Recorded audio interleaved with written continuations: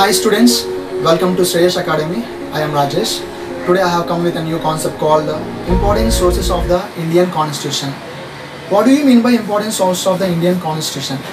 అంటే Indian constitution తయారు చేయడం కోసము మనము చాలా సోర్సెస్ అనేవి వెతుక్కున్నాము. అంటే ఏంటంటే ఇండియన్ కాన్స్టిట్యూషన్ తయారు చేసింది ఎవరంటే భారతదేశ ప్రజల తరపున రాజ్యాంగ పరిషత్తు ప్రజల చేత ఇండైరెక్ట్గా ఎన్నుకోబడి వాళ్ళు టుగెదర్గా ఏం చేశారంటే మనకి ఇండియన్ కాన్స్టిట్యూషన్ తయారు చేయడం జరిగింది.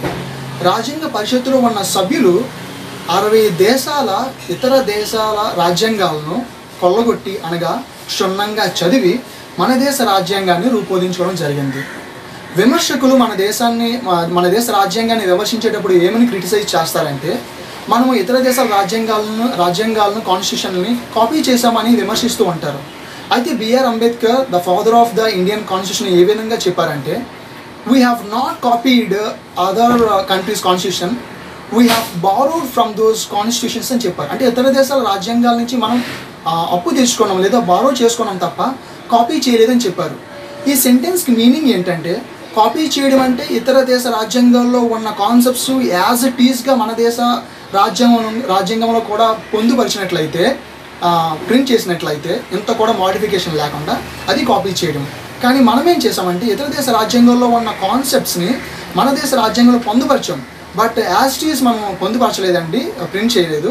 మనం ఏం చేసామంటే మన దేశ ప్రజలకు అనుకూలంగా ఉండేటట్లు అవసరం లేని వాటిని డిలీట్ చేసి మనకు అవసరమైన వాటిని యాడ్ చేసి ఈ విధంగా మన దేశ రాజ్యాంగాన్ని అనేది మనము తయారు చేసుకోవడం అనేది జరిగింది. ఓకే, ముందు సోర్సెస్లోకి ఎంటర్ అయ్యే ముందు కొన్ని ఇంపార్టెంట్ ఫ్యాక్ట్స్ చెప్పాలనుకుంటున్నానండి ప్రపంచంలో ఉన్న కాన్స్టిట్యూషన్ గురించి. What is the oldest constitution in the world అనగానే బ్రిటన్స్ కాన్స్టిట్యూషన్ వస్తుందండి. Britain's constitution is the oldest constitution in the world.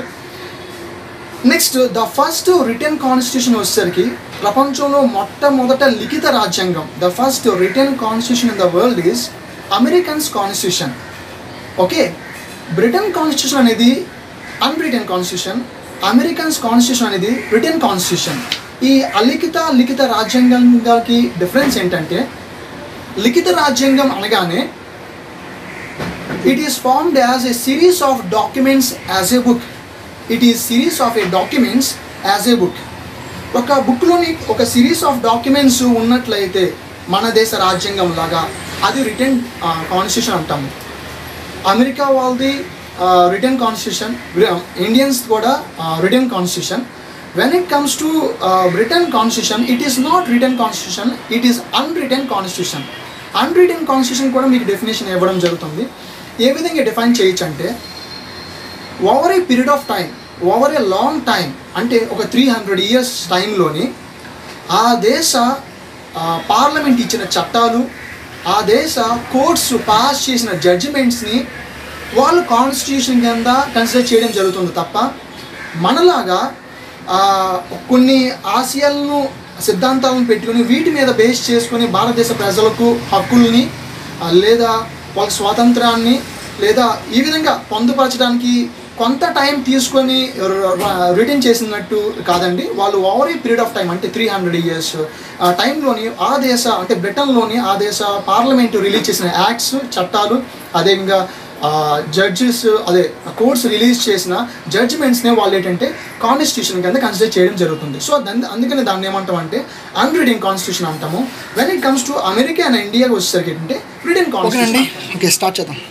So the oldest constitution in the world is Britain's constitution. Already మనం చెప్పుకున్నాము.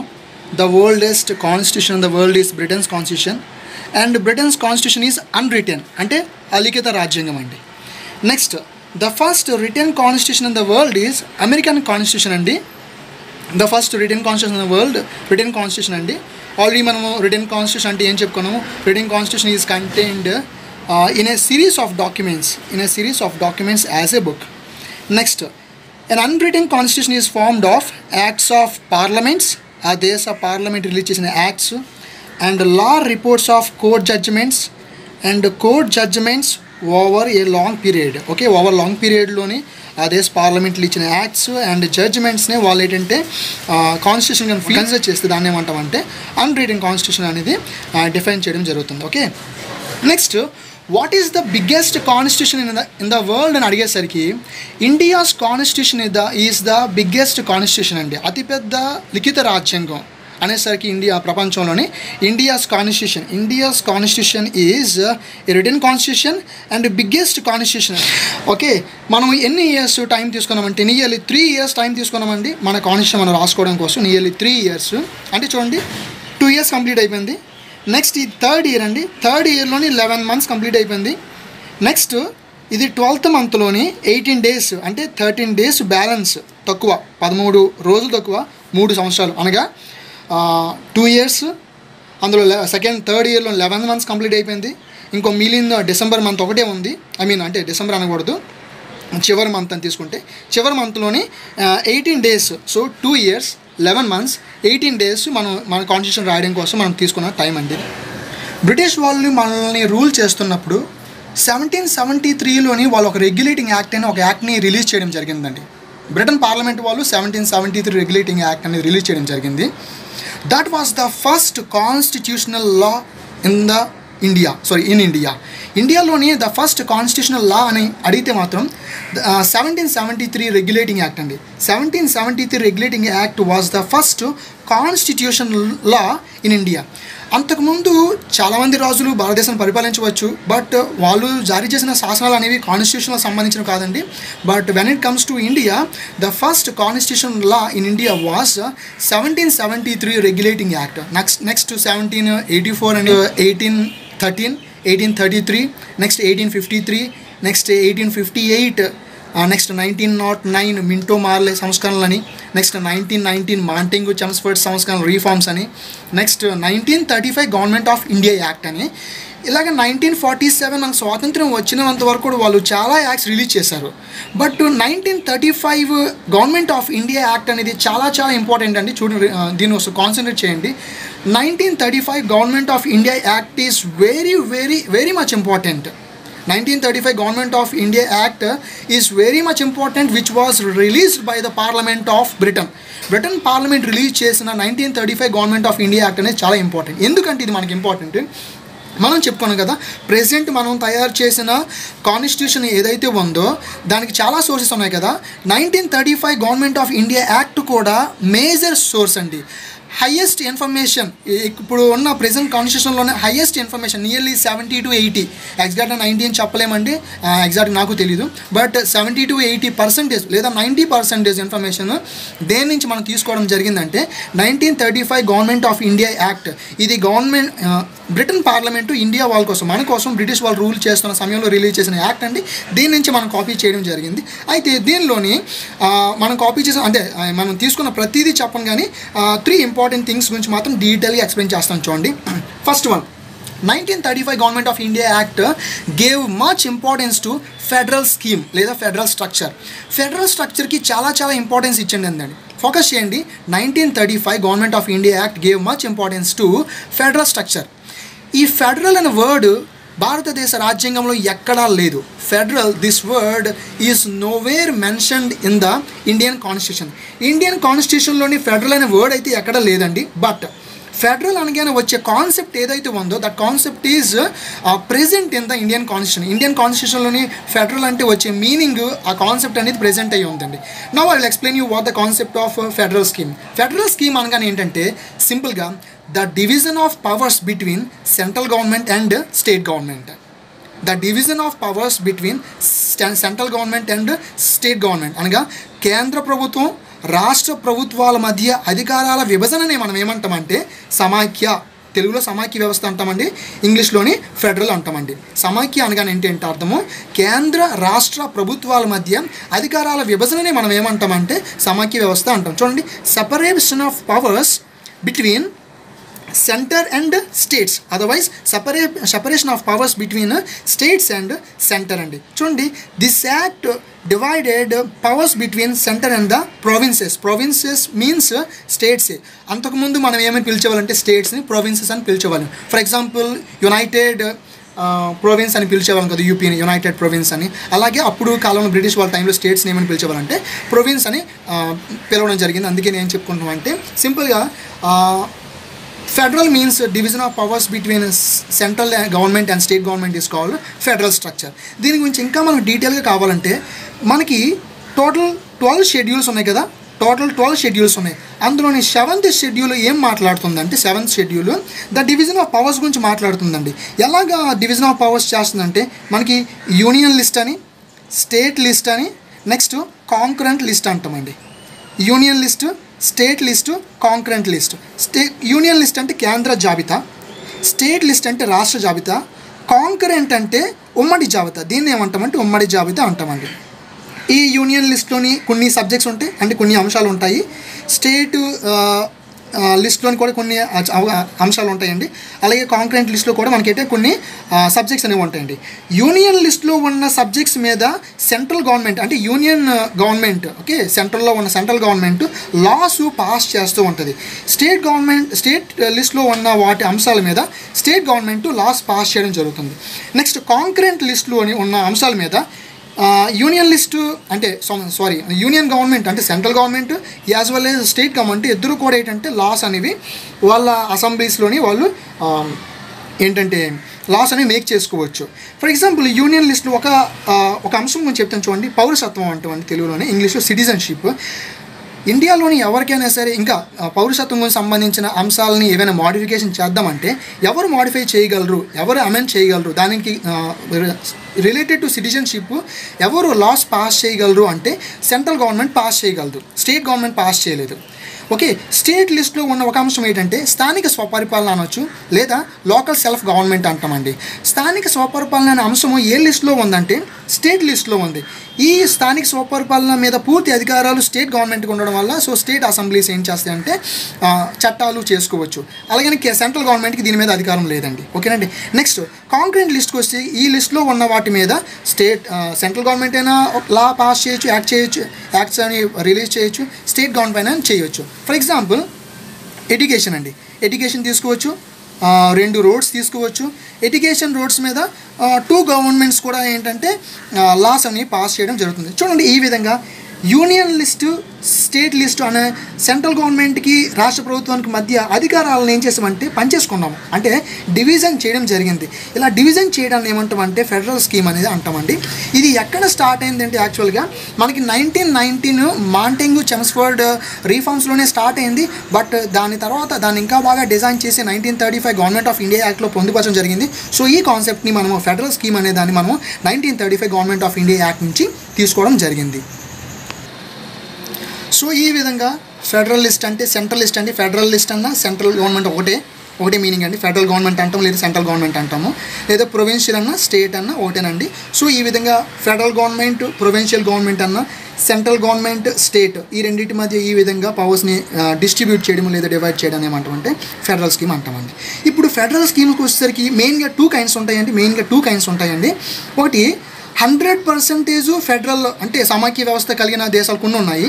మనది వచ్చేసరికి ఏంటంటే 100% federal కాదండి, quasi మంది federal అండి. మంది క్వాసీ ఫెడరల్ అంటే అర్ధ సమాఖ్య అంటాం. ఏమంటామంటే అర్ధ సమాఖ్య అంటాం. ఎందుకంటే ఫర్ ఎగ్జాంపుల్ మనం అమెరికా విషయంకి వచ్చేసరికి అమెరికాలోని ఫెడరల్ స్ట్రక్చర్ అనేది 100% అండి. బట్ ఇండియాకి వచ్చేసరికి అలా కాదు. ఇండియాకి వచ్చేసరికి ఏం జరిగిందంటే అధికారాలను అయితే డివిజన్ చేశారు, సెపరేట్ చేశారు, అధికారాల విభజన అయితే జరిగింది ఇండియాలోని. బట్ ఎక్కువ ఇంపార్టెన్స్ మాత్రం దీన్ని ఏమంటామంటే కేంద్ర ప్రభుత్వానికి ఇవ్వడం జరిగింది. సింపుల్గా మన ఇండియాకి వచ్చేసరికి federation with a strong centre అంటాం దీన్ని చూడండి ఒకసారి. ఇక్కడికి వచ్చేసరికి అలా లేదండి, ఫెడరేషన్ విత్ స్ట్రాంగ్ సెంటర్ కాదు. ఇక్కడ 50% అంటే ఈక్వల్గా ఎలా చెప్పుకోవచ్చు అంటే అమెరికాలోని స్టేట్స్కి ఎంత ఇంపార్టెంట్, ఒక్కొక్క స్టేట్ గవర్నమెంట్కి ఎంత పవర్ అయితే ఉందో సెంట్రల్ గవర్నమెంట్ కూడా అంతే పవర్ ఉంది. సెంట్రల్ గవర్నమెంట్కి ఎంత పవర్ ఉందో స్టేట్ గవర్నమెంట్ కూడా అంతే పవర్ ఉంది. అమెరికాలోని 2 రాజ్యాంగాలు ఉంటాయండి. సెంట్రల్ గవర్నమెంట్లోనే వాళ్ళకి రాజ్యాంగం ఉంటుంది, కాన్స్టిట్యూషన్ ఉంటుంది. ఈవెన్ ఇండివిజువల్ స్టేట్స్ అంటే 50 స్టేట్స్ ఉన్నాయి కదా అమెరికాలోని, 50 కాన్స్టిట్యూషన్ వాళ్ళకి స్టేట్స్లో కూడా ఏంటంటే వాళ్ళకి కాన్స్టిట్యూషన్స్ అనేవి ఉంటాయి. నెక్స్ట్ వాళ్ళది నేషనల్ ఫ్లాగ్ అని కంట్రీకి అంతటా ఒకటి ఉంటుంది. ప్లస్ ఇండివిజువల్ స్టేట్ కూడా వాళ్ళకి ఏంటంటే ఫ్లాగ్ ఉండడం జరుగుతుంది. ప్లస్ అక్కడ సిటిజన్షిప్ కూడా ఏంటంటే డ్యూయల్ సిటిజన్షిప్ అండి. ఫర్ ఎగ్జాంపుల్ యూఎస్ఏలో ఉన్న ఏ వ్యక్తికి అయినా సరే 2 సిటిజన్షిప్స్ ఉంటాయండి. ఒకటి అమెరికన్ సిటిజన్షిప్ ఒకటైతే, రెండోది ఏంటంటే వాళ్ళు ఫర్ ఎగ్జాంపుల్ కాలిఫోర్నియా అనే స్టేట్లో ఉంటే కాలిఫోర్నియా సిటిజన్షిప్ కూడా ఉంటుంది. చూసారా ఇక్కడ స్టేట్స్కి సెంట్రల్కి మధ్య ఎంత స్ట్రాంగ్ బాండింగ్ ఉందో. కాన్స్టిట్యూషన్ వచ్చేసరికి 2 ఉన్నాయి, ఫ్లాగ్స్ వచ్చేసరికి 2 ఉన్నాయి, సిటిజన్షిప్ వచ్చేసరికి స్టేట్ సిటిజన్షిప్ కూడా ఉంటుందంటే ఎంత స్ట్రాంగ్ ఫెడరల్ స్ట్రక్చర్ అనేది మనకి అమెరికాలో ఉంది. బట్ అంత ఫెడరల్ స్ట్రక్చర్ అనేది ఇండియాలో లేదు. ఇండియాలో వచ్చేసరికి అర్ధ సమైక్య అండి. ఎలా చెప్పుకోవచ్చు అండి సింపుల్గా ఇండియా ఫెడరల్ స్ట్రక్చర్ అనేది ఫెడరేషన్ విత్ స్ట్రాంగ్ సెంటర్ అని చిన్నగా డిఫైన్ చేయొచ్చు. ఈ విధంగా ఇండియాది అనేది ఏంటంటే ఫెడరేషన్ విత్ స్ట్రాంగ్ సెంటర్ అని. చూడండి ఫెడరల్ స్కీమ్ అనేది మనం 1935 గవర్నమెంట్ ఆఫ్ ఇండియా యాక్ట్ నుంచి తీసుకుంటే ఇందులో మనం 2 రకాలు మనం డిస్కస్ చేసుకున్నాం. ఒకటి ఏంటంటే పూర్తిగా సమైక్య, ఒకటి అర్ధ సమైక్య. ఈ అర్ధ సమైక్యని సింపుల్గా ఇంగ్లీష్లో ఏం చెప్పారంటే federation with a strong centre. ఈ federation with a strong centre చూడండి, ఫెడరేషన్ విత్ స్ట్రాంగ్ సెంటర్ అనే కాన్సెప్ట్ మనం ఎక్కడి నుంచి తీసుకున్నామంటే కెనడా గవర్నమెంట్ నుంచి తీసుకున్నాం, లేదా కెనడా కాన్స్టిట్యూషన్ నుంచి తీసుకున్నాము. దీన్ని తర్వాత డిస్కస్ చేద్దాం పక్కన పెడితే.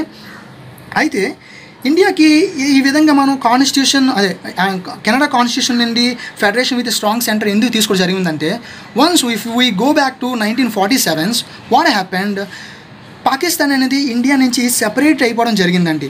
ఇప్పుడు స్టేట్స్ కూడా అంతే పవర్స్ ఇచ్చామనుకోండి, కేంద్రంకి ఎంత పవర్ ఉందో స్టేట్స్ కూడా అంతే పవర్స్ ఇస్తే స్టేట్స్ చాలా ఇప్పుడు ఏదైనా స్టేట్ ఏమని అనవచ్చు అంటే మేము కూడా కొత్త కంట్రీగా ఫామ్ అవుతాం, పాకిస్తాన్లో కొత్తగా ఫామ్ అవుతామని కొత్త థాట్స్ వచ్చాయనుకోండి, మళ్ళీ గొడవలు ఇదంతా తలనొప్పుల్ని హెడేక్స్ని తీసేయడం కోసం సింపుల్గా ఏం చేస్తామంటే కేంద్రంకి కొంచెం పవర్స్ ఎక్కువ ఇవ్వడం జరిగింది. So this is called federation with strong centre అండి.